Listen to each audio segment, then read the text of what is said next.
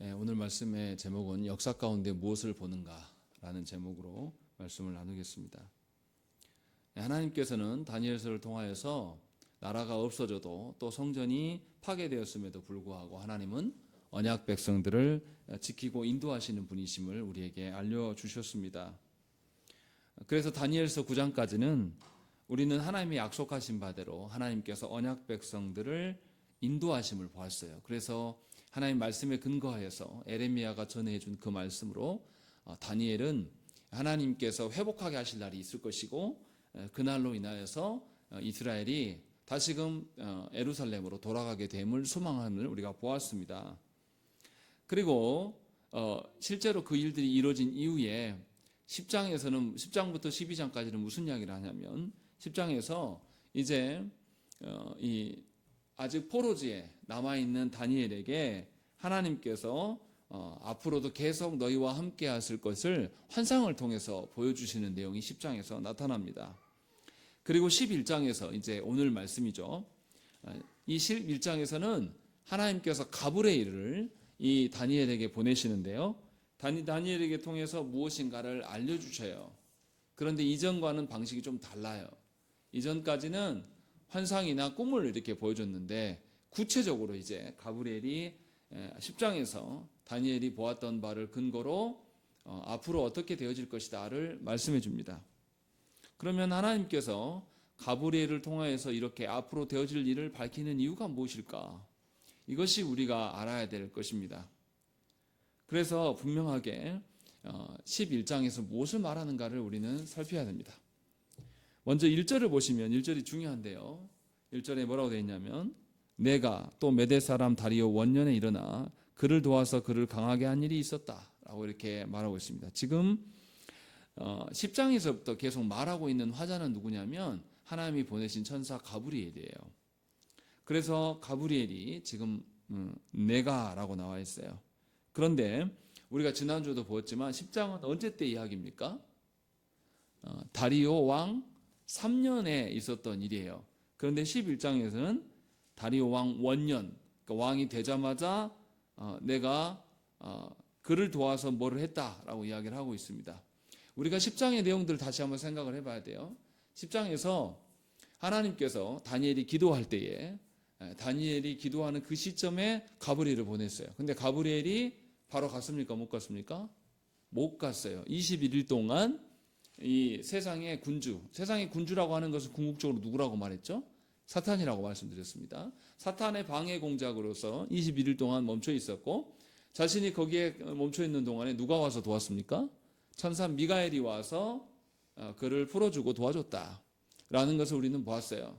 그래서 하나님께서 분명히 영적인 하나님 나라의 전쟁, 이 두 무리의 하나님의 언약 백성의 계열과 그렇지 않은 사탄의 계열들이 싸우고 있으면 영적 전쟁에 대한 부분들을 분명하게 밝혔습니다. 그런데 1절에서는 이제 무슨 이야기를 하는 거냐면 10장에서 다리오 왕 3년 전에 환상을 보여주기 이전에 11장의 내용이 먼저 있다라고 알려주는 겁니다. 그런데 11장에서 뭐가 있었냐면 이 가브리엘이 누구를 도왔다고요? 이제 미가엘을 돕는다라고 되어 있어요. 그러니까 앞에서는 미가엘이 가브리엘을 도왔고 이제 가브리엘이 미가엘을 돕는 것을 볼 수가 있어요.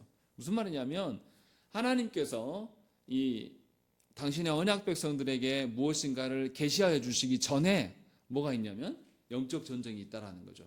그 영적 전쟁이 있는데 이 영적 전쟁 앞에서 하나님이 세우신 천사들이 가브리엘과 미가엘이 힘을 합쳐서 하나님이 명하신 바의 일을 적극적으로 수행함이 전제되어 있다라는 것을 지금 말하고 있어요. 중요한 것이 이거죠.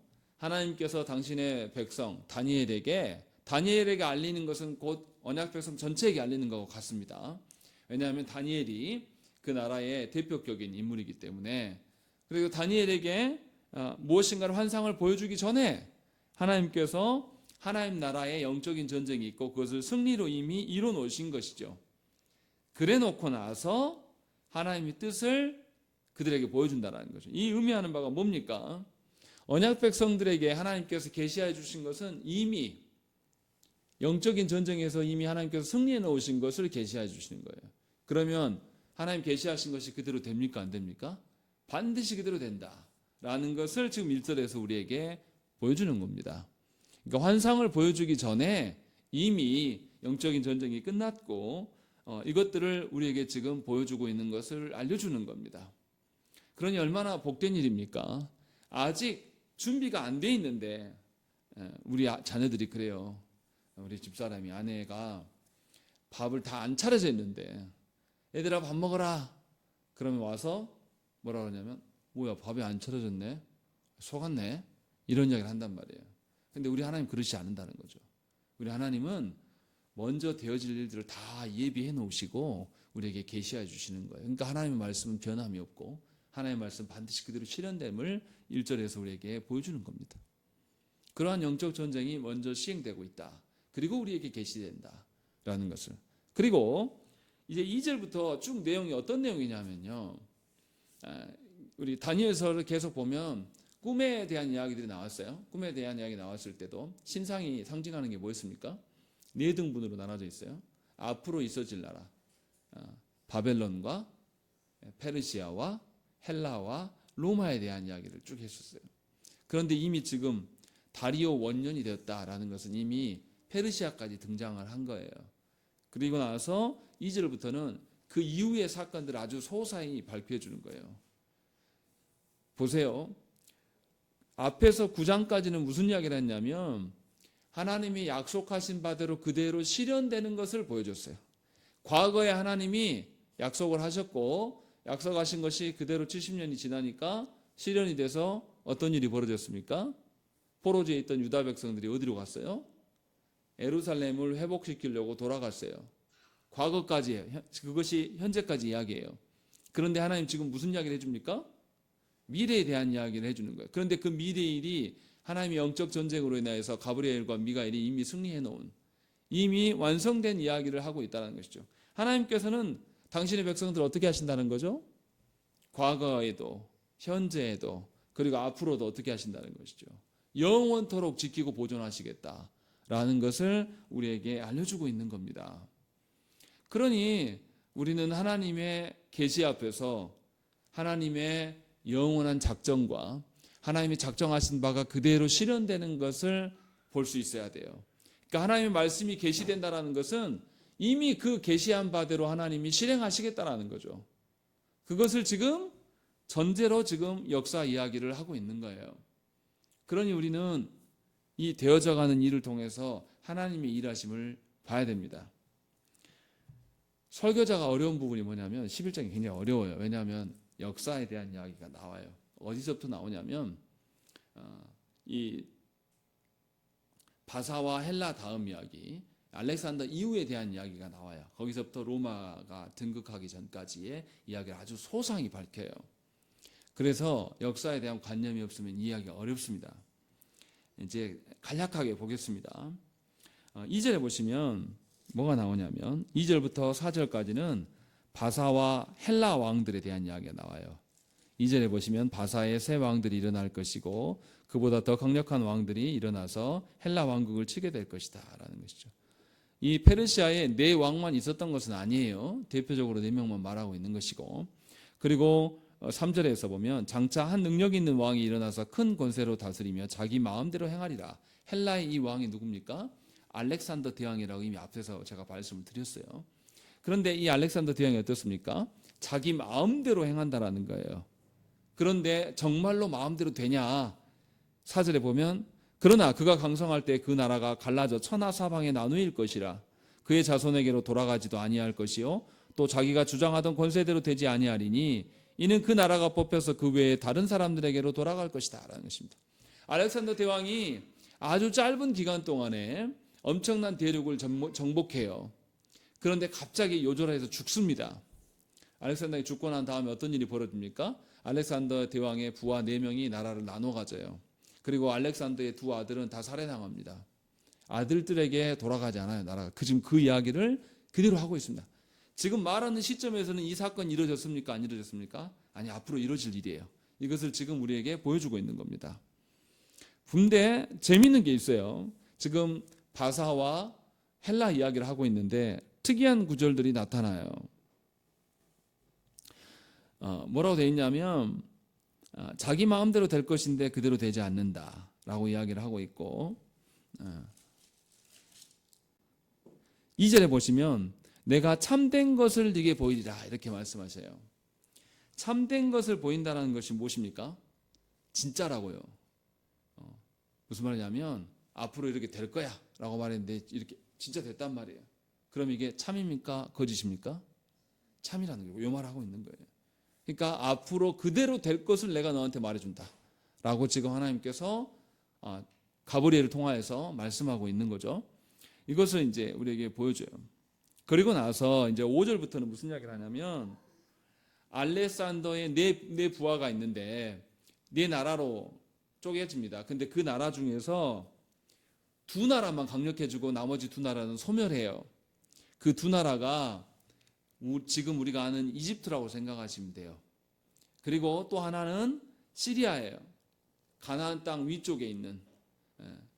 그래서 두 나라를 중심으로 그래서 남방 왕국이 있고 북방 왕국이 나타납니다. 남방 왕국은 애굽이고 실제로 그 남방 왕국을 점령했던 왕조를 프톨레미 왕조다 이렇게 이야기를 해요. 그리고 북방 왕국은 시리아를 중심으로 해서 셀류커스 왕국이다 이렇게 이야기를 합니다. 물론 우리가 역사까지 다 알 필요는 없어요. 근데 지금 너무 세세하게 하나님이 쭉 설명을 해주시니까 설교자로서 저도 지금 간단하게 말하는 겁니다. 그런데 이제 5절부터 20절까지 그 이야기가 쭉 나와요. 그 안에서 무슨 일이 있었는가라는 것. 그래서 6절에서 보시면 남방왕과 북방왕이 서로 딸을 주면서 혼인 관계를 통해서 화친을 도모했다라는 것. 그런데 역사 속에서 어떻게 되냐면 그 화친이 성사되지 않습니다. 이 공주가 북방왕이 시집을 갔는데 후궁으로 들어가요. 그런데 본처가 있을 거 아닙니까? 이 본처가 시기하면서 후궁이 난 자녀를 죽여버려요. 그런데 안타깝게도 그 남편도 독살당해서 죽습니다. 그래서 이 여인은 버림받아요. 그러니까 남방 왕국에서 어떻게 하겠습니까? 열받죠. 감히 우리 딸을 보냈는데 그렇게 한다고? 그래서 7절 8절에서는 뭐냐면 이 남방 왕국이 이 프톨레미 왕조가 셀리큐스 왕조를 향해서 이제 복수하는 내용이 나타나요. 그것이 7절 8절의 내용입니다. 그래서 쳐들어가서 많은 노량물을 취하게 된다라는 이야기를 지금 말하고 있고 9절에서 북방왕이 남방왕의 왕국으로 쳐들어갈 것이나 자기 본국으로 물러가리라. 그러니까 당했으니까 본인도 원수 갖고 싶지 않겠습니까? 그래서 북방왕국에서도 남방왕을 쳐들어가요. 그런데 실패합니다. 그래서 그냥 돌아가요. 그리고 10절부터 13절에서는 다시 북방왕국이 힘을 모아서 남방왕국을 공격하는 내용이 나타납니다.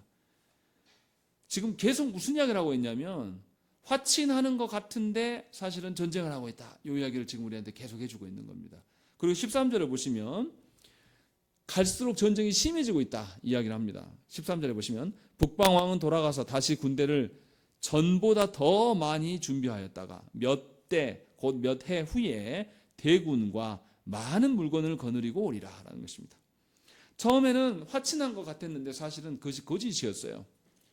그래서 갈수록 전쟁이 심화되고 원수 갚는 일들, 날이 갈수록 점점 더 폭력이 난무해지는 것을 우리에게 말씀하고 있어요. 그리고 14절에서는 무슨 이야기가 나옵니까? 그때 여러 사람이 일어나서 남방왕을 칠 것이요 네 백성 중에서도 포악한 자가 스스로 높아져서 환상을 이루려 할 것이나 그들이 도리어 걸려 넘어지리라는 것입니다. 남방왕국이 북방왕을 이기지 못해요. 왜냐하면 남방왕국의 왕이 갑자기 요절에서 죽습니다. 의문사예요. 그런데 그의 아들이 그 왕위를 잇는데 그때 나이가 6살밖에 안 됩니다. 그래서 힘이 안 돼요. 그래서 호되게 당합니다. 그리고 15, 16절에서는 북방왕이 이제 남방을 치고 나서 돌아가면서 이스라엘을 점령한 것을 언급을 하고 있습니다. 16절에 보시면 오직 와서 치는 자가 자기 마음대로 행하리니 그를 당할 사람이 없겠고 그는 영화로운 땅에 설 것이요. 이 영화로운 땅이 어디겠습니까? 이스라엘이에요. 그래서 이스라엘을 짓밟습니다. 그러니까 남쪽에 있는 애국과 가나안 땅 위에 있는 북방 왕이 계속 싸워요. 왔다 갔다 하면서. 그러면 그 중간에 끼어 있는 이스라엘이 관여가 되겠습니까? 안 되겠습니까? 된다라는 거죠. 그러니까 하나님께서 보이시는 세계의 역사가 있는데 그 세계 속에서 이스라엘이 계속 관여되고 있다라는 것을 보여줘요. 근데 그 관여된다는 것이 이스라엘이 주권을 갖고 힘의 논리로 인하여서 승리하고 이긴다고 말하지 않아요. 계속 당합니다. 그 이야기를 지금 우리에게 보여주고 있는 거예요. 우리는 예수 믿으면서 하나님이 다스리시니까 교회된 자가 세상을 점령해서 다스려서 이길 것이라고 생각을 해요. 그래서 한국교회 성도들은 어떻습니까? 기독당을 만들어서 우리가 세상을 점령해야 된다라는 거짓된 생각을 갖고 있어요. 미국 기독교가 타락해서 그러지 않습니까? 세상의 모든 땅을 정복하고 다스리는 것이 하나님의 뜻이다라고 생각해서 어떻게 합니까? 모든 전쟁의 근원 중에 누가 들어갑니까? 항상 미국이 들어가요. 러시아와 어디죠? 지금 전쟁 중에 있는, 갑자기 나라 이름 생각 안 나는데, 우크라이나와 전쟁에도 미국이 개입돼 있어요. 또 우리가 아는 것처럼 지금 이스라엘과 하마스의 전쟁 중에서 누가 좀 가 있습니까? 미국이 항공모함 2개나 띄워놓고 이란에게 폭격했거든요. 야, 니네 까불지 마. 니네 개입하면 우리가 니네 폭격해버릴 거야. 라고 하면서 세계 모든 전쟁에 미국이 참여해요. 그런데 우리나라 어리석은 이 교회가, 성도들이 미국의 기독교를 따라합니다. 그래서 그것을 좋다고 지금 좋아하는 거예요.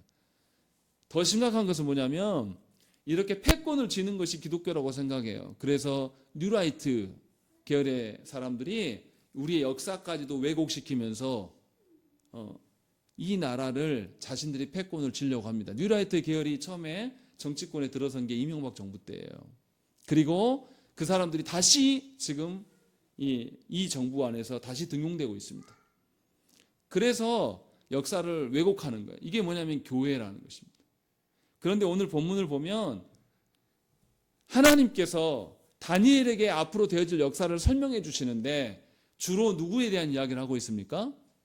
북방 왕국과 남방 왕국에 대한 설명만 하고 있고 이스라엘은 그 중간에 끼어가지고 그냥 당해요. 당하는 이야기만을 언급하고 있다는 것이죠. 잘 알아들으셔야 돼요. 성경 속에서 하나님의 언약 백성들이 패권을 쥐고 승리하고 그런 것은 잠깐이에요. 다윗과 솔로몬 시대의 잠깐이에요. 없어요. 그리고 하나님의 다스리심은 그런 방식이 아니라고 지금 우리한테 말하고 있는 겁니다.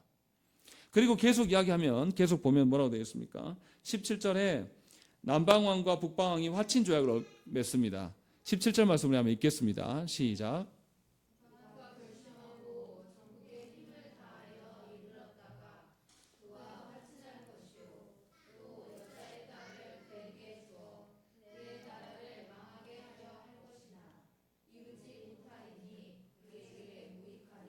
예, 이 북방왕 안티오코스 3세가 자기의 딸 클레오파트라를 남방왕에게 줘요. 그래서 자기 편이 되게끔 하려고 합니다. 그런데 클레오파트라가 어떻게 합니까? 아버지를 배신하고 이 애굽 왕의 편에 서버려요. 그게 역사입니다. 그래서 자기 뜻대로 되지 않았다라고 이야기를 해요. 화친이 되지 않는다. 그리고 다시 전쟁이 일어나요. 18절과 19절에. 그래서 안티오코스 3세가 애굽을 칠 수는 없어요. 왜냐하면 자기 딸 클레오파트라 가 있으니까. 그러니까 애굽을 제외하고 다른 나라들을 공격합니다. 그래서 실제로 주전 192년에 그리스 본토와 소아시아를 공격해요. 그런데 이때 로마가 이미 있었습니다. 로마가 이 전쟁에 개입해요. 그래서 이 안티오코스 3세가 로마의 장군한테 대패를 합니다. 지게 돼요. 그 이야기를 18절과 19절에서 이야기를 하고 있어요. 그래서 19절에 그가 드디어 그 얼굴을 돌려 자기 땅 산성들로 향할 것이나 거쳐 넘어지고 다시는 보이지 아니하리라. 패망한 것을 이야기를 하고 있는 것이죠. 그리고 나서 20절에 그 왕위를 이을 자가 압제자를 그 나라의 아름다운 곳으로 두루 다니게 할 것이나 그는 분노함이나 싸움이 없이 몇 날 못 되어 망할 것이요 라고 되어 있습니다. 분명히 아름다운 곳으로 두루 다니게 할 것이다. 그러니까 이 로마와의 싸움에서 진 왕이 어떻게 하냐면 아름다운 곳에 가서 두루 행해요. 그리고 그 사람이 21절에 또 그의 왕위를 이을 자는 비천한 사람이다라고 이야기하는 것이죠. 여기서 아름다운 땅이 어디겠습니까? 예루살렘을 의미해요. 그러니까 두 왕국 중에서 뭔가 자기 뜻대로 되지 않으면 항상 분풀이를 어디다 하고 있습니까? 이스라엘에 하고 있다라는 것이죠. 그래서 그것으로 인하여서 성전이 파괴되고 성전 기물과 성전의 어떤 기구들이 다 도둑 맞아요. 또 그리고 그것들이 다 이제 끝나는 것이죠. 그리고 안티오코스 3세는 그렇게 행하다가 주전 175년에 독살당합니다. 그리고 이제 로마의 볼모로 잡혀있던 그의 후계자가 될 사람, 이제 이 사람이 무서운 사람인데요. 안티오코스 4세 에피파네스예요. 이거는 전에도 제가 설교할 때 한번 언급을 했어요. 이 사람이 나타납니다. 그리고 21절부터 35절까지 누구 이야기를 하고 있냐면 에피파네스 이야기를 하고 있습니다. 한 사람에 대한 이야기를 아주 길게 설명하고 있어요. 그리고 나서 36절부터 45절까지도 에피파네스에 대한 다른 설명을 또 덧붙입니다. 잘 보세요. 역사에 대한 이야기를 쭉 하는데 우리가 역사를 다 잊어도 괜찮아요. 역사를 다 알 필요는 없어요. 근데 지금 하나님은 이상할 정도로 역사에 대한 이야기를 하고 계셔요. 역사를 가르친단 말이에요. 우리한테. 언약 백성들에게. 왜 가르칠까? 라는 생각이 첫째는 드는 것이고, 역사를 잘 가르치시다가 갑자기 21절부터는 한 사람에 대한 이야기만 한단 말이에요. 에피파네스에 대한 이야기만 쭉 이야기를 하고 있는 거예요. 그러면 에피파네스가 도대체 뭘까? 라는 것을 우리는 알아야 돼요. 그런데 21절에 에피파네스에 대해서 뭐라고 이야기합니까? 우리 한번 읽어보겠습니다. 21절 말씀 시작.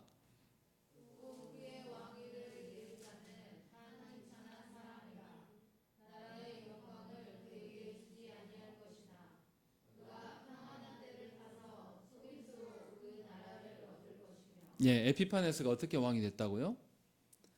속여서 그 나라의 왕위를 쟁취했다라고 되어 있습니다. 그래서 에피파네스는 완전히 기회주의자고 비천한 자다라고 이야기를 하고 있어요. 그리고 에피파네스에 대한 설명이 계속 나와요. 23절에 그와 약조한 후에 그는 거짓을 행하여 올라올 것이요 소수의 백성을 가지고 세력을 얻을 것이며 라고 되어 있습니다. 자기가 힘이 없으니까 거짓을 남발할 수밖에 없어요. 그래서 자신과 동맹했던 왕들에게도 약속을 다 깨버립니다. 그리고 24절에서도 그가 얼마나 교활한 인간인가를 보여줘요. 그가 평안한 때에 그 지방의 가장 기름진 곳에 들어와서 그의 조상들과 조상들의 조상이 행하지 못하던 것을 행할 것이요 그는 노력하고 탈취한 재물을 무리에게 흩어주며 계략을 세워 얼마 동안 산성들을 칠 것인데 때가 이르기까지 그리하리라 라고 이야기하고 있습니다. 분명하게 뭔가 약점이 생기면 거기를 파고들고 비열한 방식으로 지금 하고 있다는 것이죠. 그런데 재미있어요. 단지 그렇게만 말하지 않아요. 24절에 뭐라고 합니까? 마지막에 언제까지 그런다고요? 때가 이르기까지 그러고 있다라는 것입니다. 그러면 이 일에 대해서 하나님이 관여하신 겁니까? 관여하지 않으신 겁니까? 관여하시고 있다라는 거예요. 때가 있다라는 것은 하나님이 정해놓으실 때까지 그런다라는 거죠. 왜 하나님은 이렇게 악인을 내버려 둘까요? 그런데 이것이 하나님의 계획 속에 있다고 성경은 우리에게 말해요. 참 이상합니다. 계속 읽어보시면 25절부터 28절까지는 무슨 이야기를 하고 있냐면 에피파네스가 처음으로 애굽을 공격한 내용을 나와 있어요. 그래서 에피파네스가 승리합니다.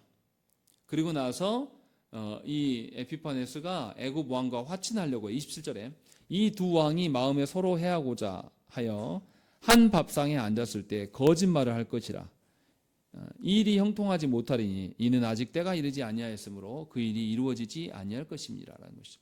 두 왕국이 다시 화친하려고 하는데 어떻게 한다고요?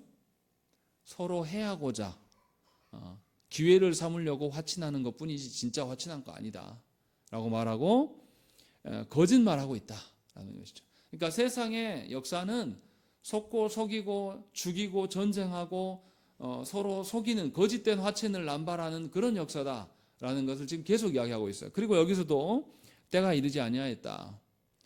그 일이 이루어질 때까지 되지 않을 것이다 라고 이야기하고 있어요. 여전히 하나님께서 이들의 거짓을 남발하고 무엇인가 평화를 말하고자 하지만 그 평화가 이루어진다, 이루어지지 않는다, 이루어지지 않고 있다. 왜냐하면 하나님이 관여하시기 때문이다 라는 것을 지금 계속 이야기를 하고 있어요.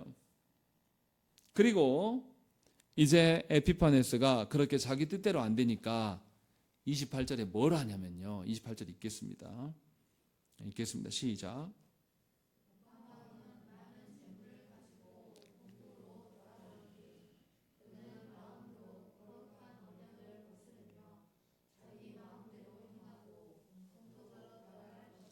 여기서 중요한 이야기가 나와요. 거룩한 언약을 거슬렸다, 깨버렸다라는 것이죠. 에피파네스가 자기 뜻대로 되지 않으니까 또 분풀이를 어디다 하고 있는 거예요? 하나님의 언약 백성들에게. 그래서 성전을 약탈하고 많은 사람을 죽이고 자기 나라로 돌아갑니다. 지금 몇 번째 이러고 있는 거예요. 그리고 29절부터 35절 말씀에서도 에피파네스가 다시 이집트를 공격하는 이야기가 나와요. 그리고 그 과정 중에서 또 이스라엘을 탄압합니다. 그런데 29절에도 뭐라고 되어 있습니까? 작정된 기한에 그가 다시 나왔다라고 되어 있습니다. 이미 작정된 때가 있고 예정이 있다라고 말하고 있는 거예요. 이것이 하나님의 관여하심이라고 말하고 있는 겁니다. 이상할 정도로 하나님은 언약 백성들을 온갖 박해와 시련과 고난 속에 두고 계신다라는 것이죠. 언약 백성들이 우리가 생각할 때 강인하고 힘 있는 다윗처럼 솔로몬처럼 그랬으면 좋겠는데 그러지 않고 있다라는 것을 지금 우리에게 보여주고 있어요. 그래서 하나님의 관여하심이 있는데도 불구하고 분명하게 이스라엘은 고난 중에 있다라는 것을 이야기하고 있어요. 그리고 다시 이제 전쟁이 시작되는데 그가 다시 나와서 남방에 이를 것이나 이번이 그 전번만 못하리니 30절 이는 기띔의 배들이 이르러 그를 칠 것임이라. 여기에 기띔은 구브로를 이야기를 하는 겁니다. 로마가 점령한 것이죠. 그러니까 로마의 배들이 와서 지금 그를 막아 세운다라는 것이죠. 로마가 다시 전쟁을 하니까 에피파네스의 뜻대로 되지 않아요. 그래서 점령하지 못하고 다시 이스라엘에게 분풀이를 하는 겁니다. 그래서 30절에 보시면 낙심하고 돌아가면서 맺은 거룩한 언약을 분노하였고 자기 땅에 돌아가서는 맺은 거룩한 언약을 배반하는 자들을 살필 것이며 군대는 그의 편에 서서 성소 곧 견고한 곳을 더럽히며 매일 드리는 제사를 폐하며 멸망하게 하는 가증한 것을 세울 것이며 라고 되어 있습니다. 에피파네스가 번번이 자신의 뜻대로 되지 않으니까 언약 백성들에게 계속 공격하는 거예요. 공격하면서 분풀이를 하는데 뭐합니까? 30절의 말이 충격적이에요. 거룩한 언약을 배반한 자들을 살폈다라는 것입니다. 하나님의 언약을 떠난 사람들에게 포상하고 있다 이 뜻이에요. 하나님의 언약을 떠나서 언약하는 것에 대해서 멀어진 자들을 상주고 복되게 한단 말이에요. 그러니까 예수 잘 믿고 주 안에서 하나님의 말씀을 소망하며 살아가는 사람들은 여전히 계속 핍박받고 있고 교회에서 배반자들, 배역한 배도자들이 오히려 승승장구하는 것을 보여준단 말이에요. 그러면 남은 성도들의 마음이 어떡하겠습니까? 마음이 흔들리죠.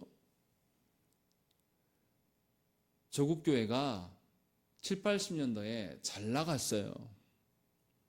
세상이 교회를 존중해 줬습니다. 그래서 그때 당시에 목회자들은 어딜 가나 대접받았어요. 안 믿는 사람들도 일하다가 목사님 지나가면 모자를 벗고 인사를 했단 말이에요. 근데 요즘 어떻습니까? 그런 모습이 없어요. 교회가 추태를 보였어요. 세상이 교회를 염려하고 걱정하고 무시합니다. 그런데 교회는 뭐합니까? 교회가 세상처럼 되고 싶어해요. 대부분의 목회자가 성공하고 싶고 대부분의 성도들이 말씀이 있는 곳을 찾지 않아요.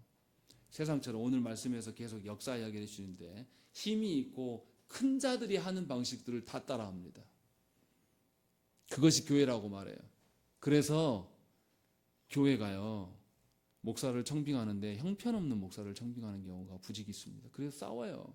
광주권의 교회들 봐보십시오. 대형 교회들 목사 청빙하고 조용하고 평안하고 건강한 교회가 몇이나 있는지 한번 살펴보세요. 거의 없어요. 그것이 미안하지만 한국교회 직분자들의 실체예요. 뭘 바라고 있는가를 보여주는 것입니다.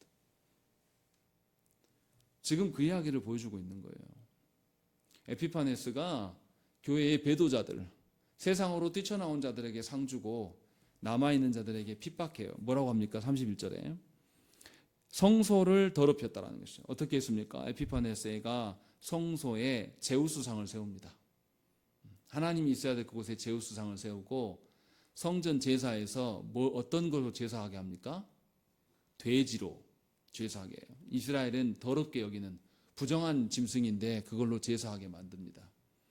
그래서 제사를 폐하고 멸망하게 하는 가증한 것을 세우는 것이죠. 그러니까 언약 백성들이 설 자가 없게 만드는 것이죠. 이런 일들을 계속 행한다는 것입니다. 그러니 예수 믿는 사람들의 심정이 어떻겠습니까? 죽을 맛이죠. 언약 백성들이 살기가 힘들어요. 우리가 잘 알아들어야 됩니다.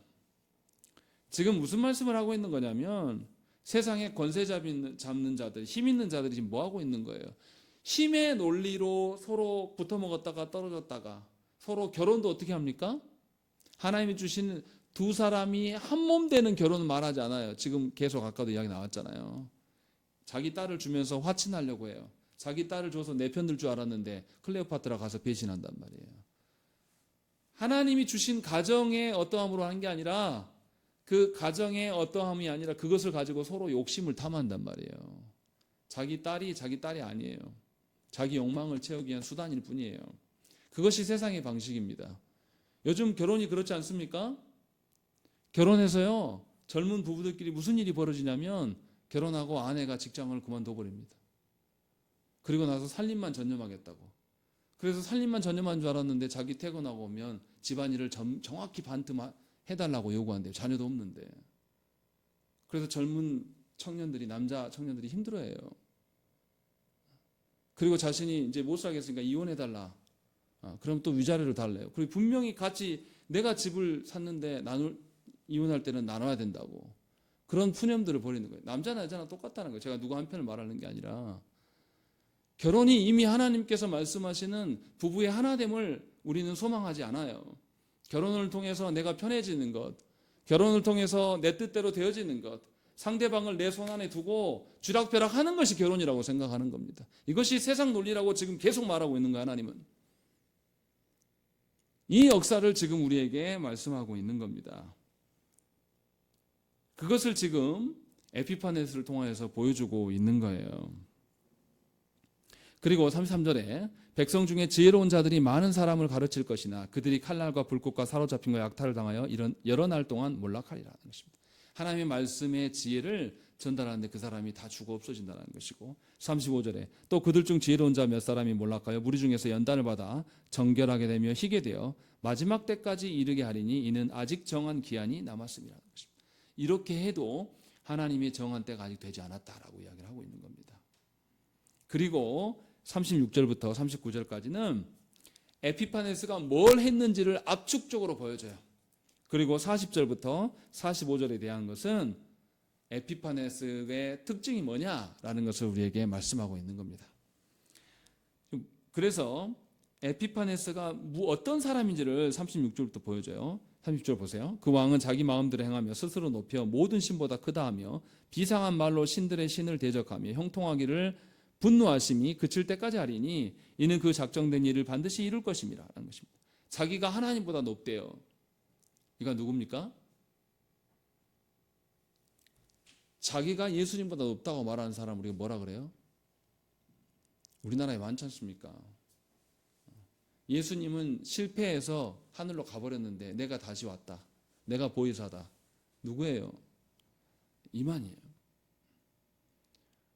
또 그 사람만 있습니까? 정광훈이 같은 그런 인간이에요. 한 번 말한 게 아니에요. 자기 성도는, 자기 교회 성도는, 여자 성도는 내가 빤스 내리라 가면 빤스 내리는 사람이 자기 성도다 말하는 거예요. 정신 나간 인간 아닙니까?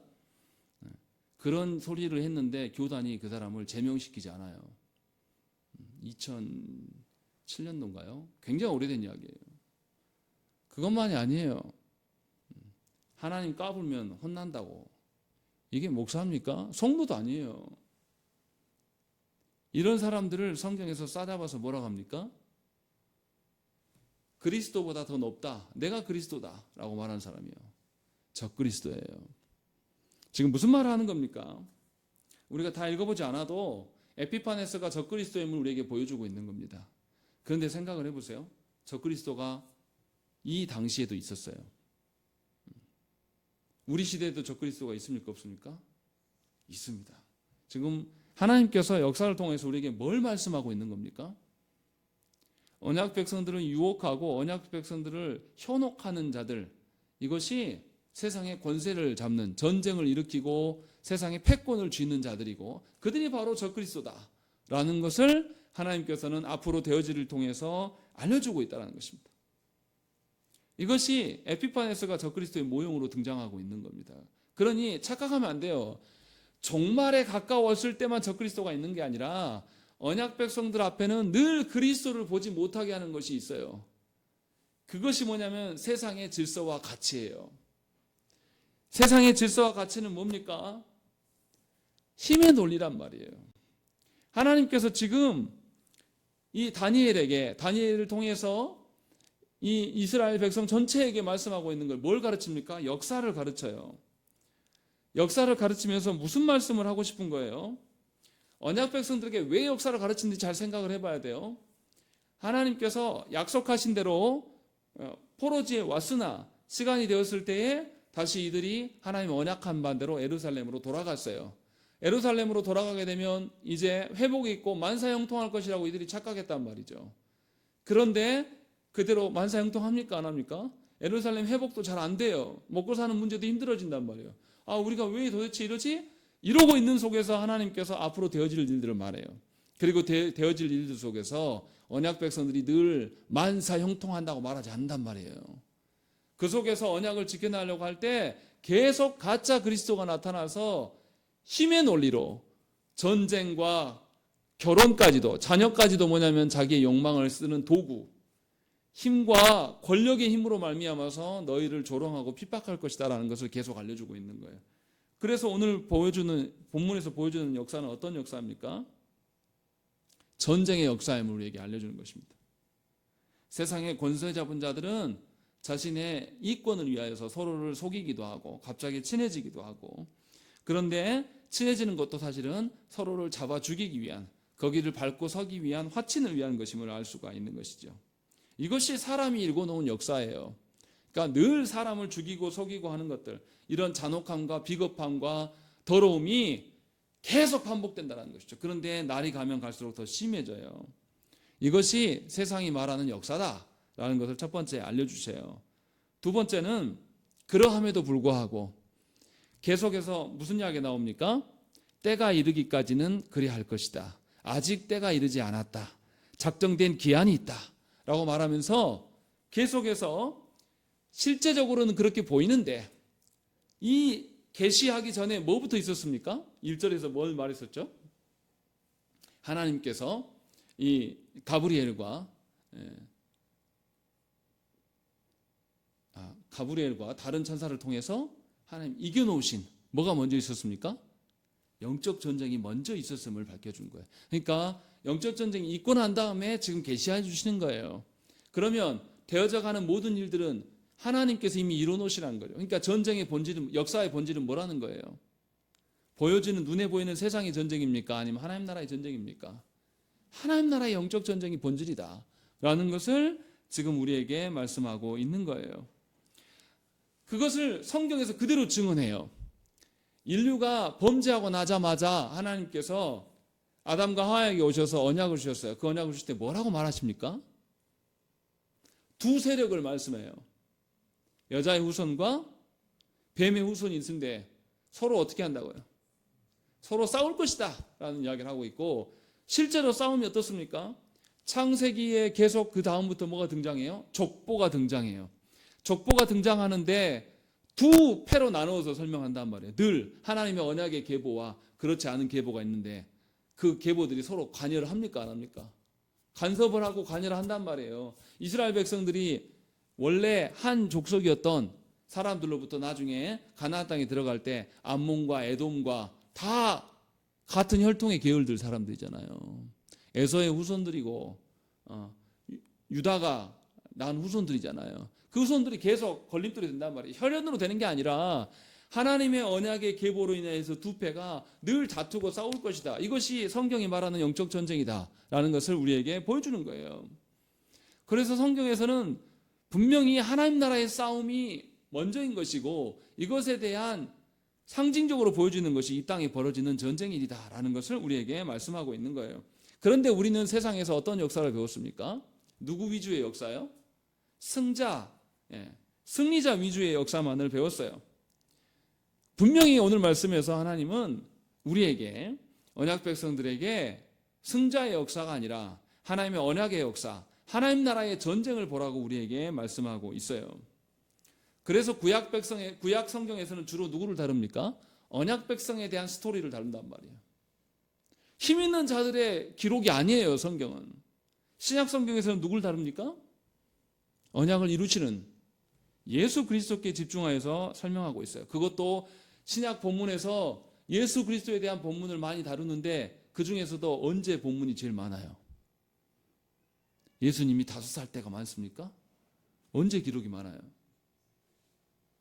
공생의 기간이 많지만 그 중에서도 압도적으로 많은 기록이 언제 때예요? 주님이 십자가를 앞두고 일주일간의 그 기록이 훨씬 많아요. 압도적으로. 십자가의 사건을 주님이 자기 자신을 내어주시는 세상이 말하는 힘이나 권세나 이런 기록이 아니라 자신을 내어주심으로 말미암아서 죽음을 이기시는 전혀 우리가 이해할 수 없는 방식의 하나님의 역사를 우리에게 보여주는 것이 성경이에요. 세상의 방식으로 살아가는 것이 절대 아니에요. 세상에서 유행하는 것을 따라가라고 말하는 것이 아니란 말이에요. 구약에서는 전쟁과 폭력과 재물에 대한 이야기를 많이 언급을 해요. 그런데 예수께서 오신 이후로부터는 신약에서는 무슨 이야기를 많이 합니까? 어떤 사상이나 문화나 이단들에 대한 이야기, 아니면 천사의 모습으로 가장한 거짓된 자들에 대한 언급들을 계속 언급을 한단 말이에요. 그러니 우리가 따라야 될 것은 세상의 대세를 따르는 것이 아니라 하나님 나라의 대세를 따라야 된다고 지금 오늘 이 역사 이야기를 우리에게 하고 있는 거예요. 그러니 저와 여러분들이 어떻게 살아야 되겠습니까? 세상의 방식으로 살아서는 곤란해요. 예수 믿으면서도 배우자를 바라보면서 저 배우자를 내 손 안에 올려놓고 내가 컨트롤해야지 아름다운 가정이고 내가 복된 것이다. 이런 거지 같은 생각이 어떻게 할 수 있냐 이거예요. 하나님은 남녀가 어떻게 됐어요? 한 몸 되라고 했어요. 새벽기도 때도 말씀드렸지만 한 몸 된다는 단어의 뜻이 뭐예요? 서로가 서로에게 매달리는 겁니다. 매달리는 거 상상해 보세요. 내가 남편한테 매달린다니까요. 여러분들 싫죠? 남편인 남자들이 여자들한테 매달려야 돼. 그래야지 한 몸 된다고 성경은 말하고 있단 말이에요. 이거 안 하지 않습니까? 매달리는 거 싫고 비굴해 보이고 성경은 그 말을 하고 있어요. 이스라엘이 북왕국과 남왕국의 싸움 속에서 중간에 있으면서 계속 얻어 터진단 말이에요. 그런데 하나님의 때가 있다라고 계속 말씀하고 있는 거예요. 예수 믿어서 세상에서 권세 잡고 힘 있는 방식으로 살아가는 것, 그 세상의 대세를 따르는 것이 예수 믿는 것이 아니다. 하나님의 돌보심이 그것이 아니다라고 우리에게 지금 분명하게 말씀하고 있는 거예요. 그러니 예수 믿는 사람들이 세상의 대세를 따라서는 되겠습니까? 안 되겠습니까? 말도 안 되는 소리예요. 세상의 방식으로 높은 자리에 대해서 주의를 하겠다. 내가 큰 교회 담임 목사가 돼서 뭔가를 하겠다. 다 헛소리예요. 하나님이 힘의 논리로, 돈의 논리로 인하여서 교회를 세우십니까? 그렇지 않는단 말이에요. 그런데 우리는 왜 그러냐고요. 자녀를 바라보면서도 자녀에게 뭘 주입해요? 하나님의 말씀은 주입하지 않는단 말이에요. 내가 자녀에게 하나님의 말씀을 주입하면 쟤랑 나랑 사이 안 좋아질까 봐 염려하고 있는 거예요. 우리의 화목은 하나님께 달려있는 거예요. 본문에서 보이잖아요. 딸을 주면서 화친을 맺으려고 했는데 됐다고요? 안 됐다고요? 계속 안 됐다고 이야기를 하고 있는 거예요. 근데 왜 거짓된 화친을 자꾸 말하냐고요. 여러분의 가정에 왜 그런 허망한 것을 꿈꾸냐 이 말이에요. 하나님의 나라의 가치들, 하나님의 질서를 우리 자녀들에게 가르쳐줘야 돼요. 그것이 여러분 가정이 돼야 한단 말이에요. 그러려면 부부간에 낮아짐이 있어야 돼요. 내 남편이 안 믿으면 오히려 내가 비굴하고 추접스러도 그에게 매달림으로 인해서 그리스도를 증거한단 말이에요. 제가 아는 어떤 성도 한 분이 시집 와서 혼자 믿었어요. 남편이 정말 안 바뀐단 말이에요. 그래서 남편 예수 믿게 하려고 무릎 꿇고 빌어도 보고 남편 바지깡이 붙잡고 울기도 하고 별짓을 다 했대요. 그러고 나니까 하나님이 자기를 깨닫더래요. 내가 이렇게 해서 예수 믿었구나. 그러면서 회개가 되더라는 거예요. 처음에는 남편만 붙잡고 왜 이 사람 안 바뀔까 이 생각만 했는데 10몇 년을 무릎 꿇고 빌기도 하고 교회 한번 나가주라고 계속 매달리고 남편이 방 한 번도 닦아주지도 않아요. 완전히 가부장적인 남편입니다. 말도 없고요. 그런데 그 남편에게 그렇게 했더니 그리고 자기 앞에 자기가 하나님의 대세를 따른 게 아니라 세상의 대세를 따랐던 것에 대해서 후회하면서 회개하더니 남편이 바뀌더라는 거죠. 그리고 지금 남편도 예수 믿어요. 물론 아직은 열심히 있는 신자는 아니에요. 분명하게 오늘 말씀에서 우리는 뭘 봐야 되겠습니까? 세상의 대세를 따르는 것, 세상의 방식으로 따라가면서 우리의 안위를 쫓는 것이 바로 적그리스도라고 성경은 말하고 있어요. 여러분들이 예수 믿으면서 이 가치관을 뜯어 고치지 않으면요 절대로 하나님 나라를 보지 못합니다. 하나님께서 왜 역사 이야기를 우리에게 설명하십니까? 대세를 따르는 것은 전쟁과 서로를 죽이는 것, 서로를 속이는 것밖에 없어요. 세상은 그렇게 성공을 우리에게 말합니다. 여러분 자녀들에게 그렇게 유혹해요. 그래서 여러분 자녀들은 혼란에 쌓여 있습니다. 하나님 앞에만 서면 되는 사람인데 친구들이 나를 어떻게 볼까, 친척들이 나를 어떻게 볼까를 염려하고 벌벌 떨고 있어요. 잘못 키운 거죠. 얼마나 미련합니까? 왜냐하면 하나님 나라의 질서를 모르기 때문에 그래요. 그런데 이것이 누구 책임이냐? 먼저 믿은 우리들의 책임이에요. 우리가 하나님 나라의 대세를 보이지 않았습니다. 그러면서 남편이 달라지기를, 자녀가 달라지기를 소망하는 것이 얼마나 험한 것입니까? 그러함에도 우리가 그렇게 예수 믿고 변화되지 않은 채로 살아왔는데 하나님은 오늘 여러분들에게 말씀을 주시는 거예요. 하나님의 대세를 따르라. 그것이 하나님 말씀하시는 역사이다. 세상이 말하는 역사 속에서 승자를 따르지 말라라고 우리에게 지금 요청하고 있는 거예요. 그래도 감사한 건 무엇입니까? 이 에피파네스 같은 적그리스도가 영원할 것 같은데 그렇지 않아요. 45절 말씀 보십시다. 45절 말씀 읽겠습니다. 시작.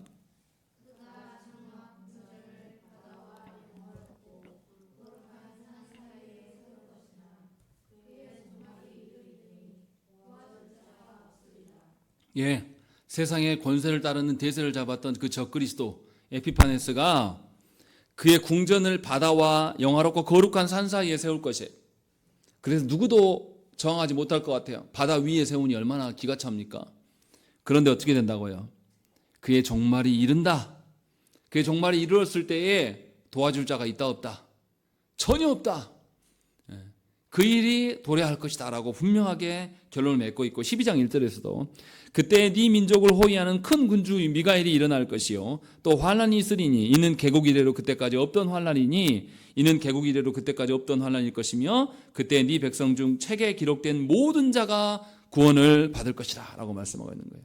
예수 그리스도께서 마지막 종말의 때 오셔서 하나님의 택한 자들, 지금 꼭 고난 중에 있었고 세상의 대세가 아니라 하나님 나라의 대세를 따라서 그 질서 속에서 자신을 내어주고 자기를 무시하고 자기를 존중하지 않는 그 사람에게 매달리며 이 더러운 방식처럼 보여지는 곳에서 살아왔던 그들을 주님이 구원하실 것이다 라는 것을 우리에게 말씀하고 있는 거예요.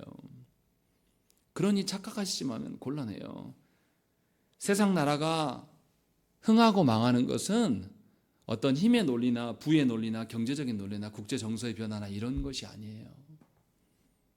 다 하나님의 다스림 속에 하나님의 작정과 하나님의 작정하시어서 우리에게 계시하여 주신 그 말씀대로 하나님의 나라의 질서대로 되어주심을 분명하게 우리에게 보여주고 있는 겁니다. 그러니 속지 말라라는 거죠. 지금 당장 내가 이랬으면 아니가 될 것 같은 그런 욕망이 우리 모두에게 있습니다. 저에게도 있어요. 하나님 왜 말씀을 붙들고 하는데 왜 하나님 성도를 보내주시지 않습니까? 왜 저렇게 말씀도 모르는 설교자가 왜 대형교회에 있나요? 저도 이런 유혹이 있어요.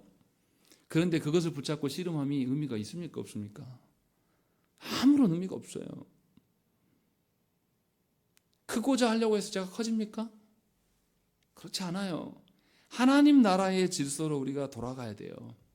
하나님의 때가 이르기까지 인내할 수 있기를 하나님께 구해야 되는 것입니다. 그것이 지금 다니엘서에서 보여주는 역사예요. 또 분명하게 세상의 대세들은 상대방을 죽이고 서로 거짓된 방식으로 서는 것임을 우리에게 알려주는 것입니다. 그러니 우리가 따라할 길이 아니에요. 베드로전서 2장 12절 말씀에 너희가 이방인 중에서 행실을 선하게 가져 너희를 악행한다고 비방하는 자들로 하여금 너희 선한 일을 보고 오시는 날에 하나님께 영광을 돌리게 하려 합니다. 라고 분명하게 말씀하고 있어요. 여러분들을 부르신 것은 여러분들에게 세상의 힘과 부를 갖다 바치라고 부르신 것이 절대 아니에요. 여러분들이 세상 속에서 짓밟히면서도 하나님의 온전하심을 붙잡고 하나님께 순종하는 모습, 하나님께 매달리기 위하여서 내 남편에게, 내 자녀들에게 하나님의 어떠하심을 계속 증거하게 하라고, 보이라고 하나님께서 우리를 불러놓으신 거예요. 그래서 마지막 날에 우리의 행함으로, 우리의 선하게 순종하는 모습을 보고 그들이 회개하고 하나님께 영광을 돌리는 모델로 삼기 위해 우리를 부르셨다라고 베드로 사도는 우리에게 말씀하고 있는 것입니다. 그러니 이 밤에 우리가 무엇을 위해서 기도해야 되겠습니까? 내 남편을 내가 이겨먹고 내 뜻대로 되어지기 위하여서 기도해야 되겠습니까? 내 자녀들을 내가 판단한 대로, 내가 원하는 대로 그것이 살아가는 것이 안정적이라고 말하면서 세상의 지식들을 주입하는 것이 우리가 해야 될 일이겠습니까? 그렇지 않아요. 분명하게 하나님 나라의 대세를 알 수 있도록 기도하셔야 됩니다. 하나님 나라의 질서를 깨달아서 그것이 나의 삶의 개편으로 드러나야 돼요. 하나님 나라의 질서가 내 남편에게 적용돼야 되고 하나님 나라의 질서가 내 자녀들에게 적용돼야 돼요. 누구를 통해서요? 나의 순종과 나의 억울함을 통해서 그 사람 드러내라고 지금 우리를 부르신 것입니다. 분명히 하나님 나라의 질서를 놓고 이 밤 우리 함께 기도하십시다. 진실로 우리가 하나님 나라의 질서로 인하여서 개편되는 영혼 되게 해달라고 우리가 기도하십시다. 그러할 때에 우리는 그리스도를 따르는 자로 설 수가 있습니다. 함께 기도하시겠습니다.